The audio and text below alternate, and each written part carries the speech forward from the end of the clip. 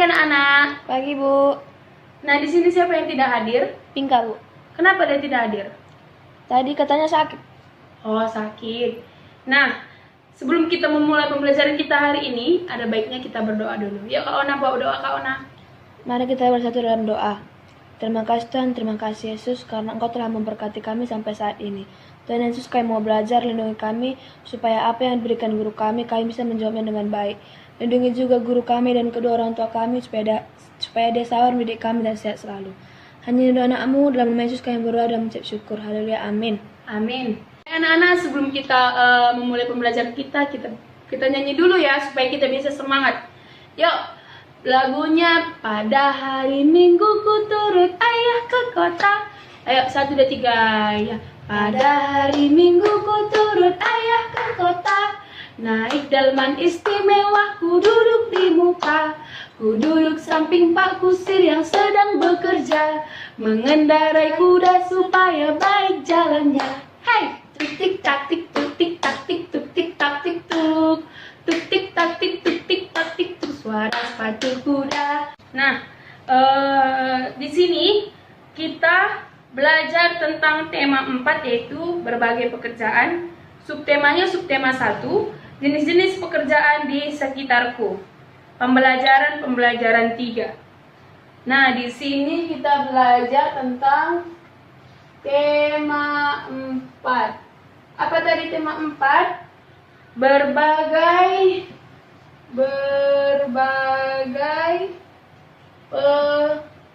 pekerjaan. Nah, subtema satunya jenis-jenis pekerjaan di sekitar kita. Pembelajarannya pembelajaran 3. Nah, tujuan pembelajarannya yaitu yang pertama, siswa mampu mengidentifikasi kegiatan menjaga kelestarian sumber daya alam di sekitar kita.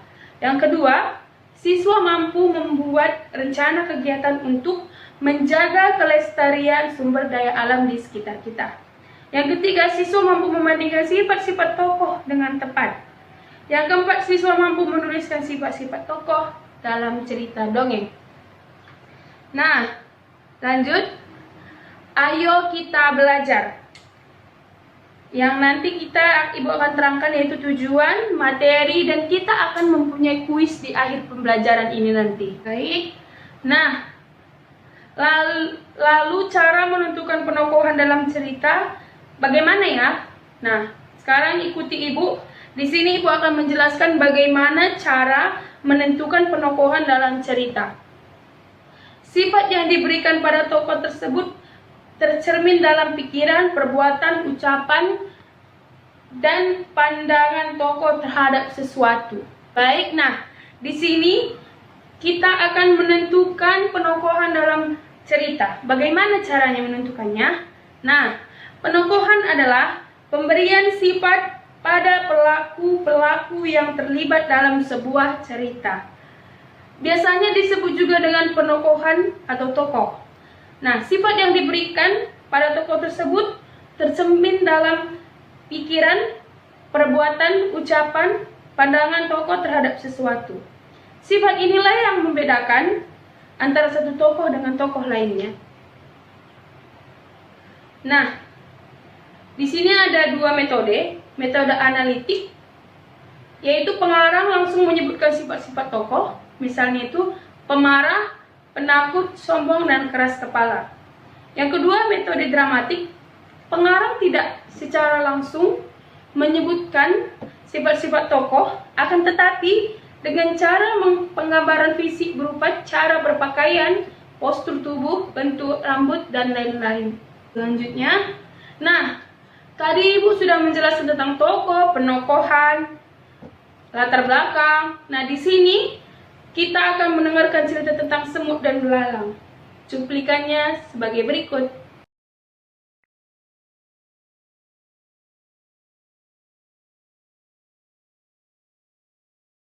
Nah, tadi anak-anak peserta didik sudah melihat video semut dan belalang. Yang Ibu mau tanyakan, bagaimana pendapat anak didik sekalian tentang sikap semut? Dari pembelajaran atau dari cerita semut dan belalang tadi, di sini sikap semut sangat lebay, ia sangat rajin dan bekerja keras. Dan sikap belalang itu sikapnya sangat buruk, pemalas, sukanya berfoya-foya, main-main. Nah, yang ketiga itu sikap yang perlu kita contoh itu seperti sikap yang perlu kita contoh, kita jangan keras kepala, kita harus bekerja keras, rendah hati, dan pantang menyerah. Nah, di sini Ibu akan menjelaskan cara menjaga lingkungan alam. Yang pertama, kita harus melakukan tracering. Tracering itu adalah usaha perbuatan sengkedan pada penanaman di daerah pergunungan sehingga lebih bisa menangani erosi. Nah, yang kedua, reboisasi. Reboisasi itu seperti penanaman hutan kembali, atau kita melakukan banyak gitu di hutan-hutan, pohon yang sudah ditebang atau pembakaran hutan, kita harus menanamnya kembali. Itulah yang disebut dengan reboisasi. Cut lebih. Nah, dengan cara menjaga lingkungan juga dengan menebang hutan secara berkala dan tebang pilih. Tebang pilih berarti menebang kayu berkualitas terbaik di suatu area hutan, sehingga ekosistem hutan masih terjaga lebih baik. Maksudnya di sini kita ibarat kalau mau menebang pohon itu jangan tebang keseluruhan. Kita harus memilih pohon mana yang kualitasnya terbaik, itulah yang kita tebang. Dan jangan lupa, kalau ibaratnya kita sudah menebang pohon itu, kita juga harus tetap melakukan reboisasi. Nah, dan yang kesekian itu pembuatan hutan lindung. Hutan lindung adalah kawasan hutan yang mempunyai fungsi pokok sebagai perlindungan sistem penyangga kehidupan untuk mengatur tata air, mencegah banjir. Ibaratnya, kita tidak boleh menebang pohon itu sembarangan. Kalau kita menebang pohon sembarangan, pasti akan terjadi apa? Banjir, longsor, dan pasti hewan-hewan yang ada di dalam hutan itu sudah punah. Mereka tidak akan tahu mencari tempat yang baru, dan mereka pun pasti akan merasa tersiksa. Nah, di sini dari penjelasan ini tadi Ibu sudah menceritakan tentang bagaimana latar penokohan, bagaimana tadi cerita semut dan belalang. Nah, kita kembali kepada topik kita. Di sini kan ada berbagai pekerjaan. Pekerjaan yang ada di sekitar kalian itu, misalnya contohnya itu apa? Tukang jahit, itu adalah sebuah pekerjaan. Tukang jahit, tukang beca, pekerjaan. Nah, dari penjelasan yang Ibu jelaskan tadi, di sini kita kembali kepada topik, yaitu berbagai pekerjaan atau jenis pekerjaan di sekitarmu. Misalnya Ibu jelaskan pekerjaan ibaratnya yang di sekitar kita itu yang paling menonjol dia, yang kita sering melihat, atau ibaratnya keluarga kita pun ada itu pekerjaannya, itu petani, tukang beca, tukang jahit. Itu semua adalah pekerjaan, jenis-jenis pekerjaan yang ada di sekitar kita. Misalnya ada juga keluarga kita yang mempunyai pekerjaan itu dokter, polisi. Nah, di sini Ibu mempunyai media. Ini adalah contoh gambar pekerjaan-pekerjaan. Nah, dan Ibu juga memiliki gambar dari berbagai pekerjaan atau sebagian dari pekerjaan. Ini yang pertama, ini adalah petani. Yang kedua ada polisi.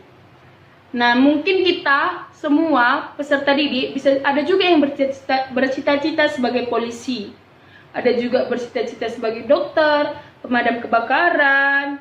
Nah, ini dia arsitektur, ini artis, atlet, ABRI. ABRI itu sama dengan tentara. Nah, di sini juga Ibu ada gambar sejenis dengan gambar yang satu ini tadi. Nah, kesimpulannya yang Ibu ambil, tujuan kita sekolah ini untuk apa? Pasti untuk meraih cita-cita. Dan kita ibaratnya bercita-cita sebagai dokter, kita itu harus ibaratnya menjadi anak yang tetap berbakti kepada orang tua. Kenapa? Karena kalau tidak ada berkat dari orang tua, kita pasti tidak bisa sekolah, dan kita tidak bisa menjunjung tinggi cita-cita kita. Nah, Ibu sudah dari pembahasan ini, Ibu memiliki kuis. Kuis kita yaitu Ibu memiliki beberapa pertanyaan dan siswa harus menjawabnya. Penokohannya itu, apa itu penokohan? Yang pertama, soal yang pertama, penokohan. Penokohan. Ibaratnya dia, penokohan itu apa? Yang A dia, pemberian sifat pada pelaku-pelaku yang terlibat dalam sebuah cerita. Yang kedua, urutan jalannya cerita. Yang ketiga, tempat dan waktu terjadinya cerita. Yang keempat, pelajaran yang diambil dari cerita. Apakah itu penokohan? Nah, penokohan itu adalah pemberian sifat pada pelaku-pelaku yang terlibat dalam sebuah cerita. Nah, Ibu mau bertanya lagi tentang cerita yang tadi Ibu tayangkan, yaitu semut dan belalang. Di sini sifat semut tadi seperti apa? Yang A, bekerja keras dan bersenang-senang.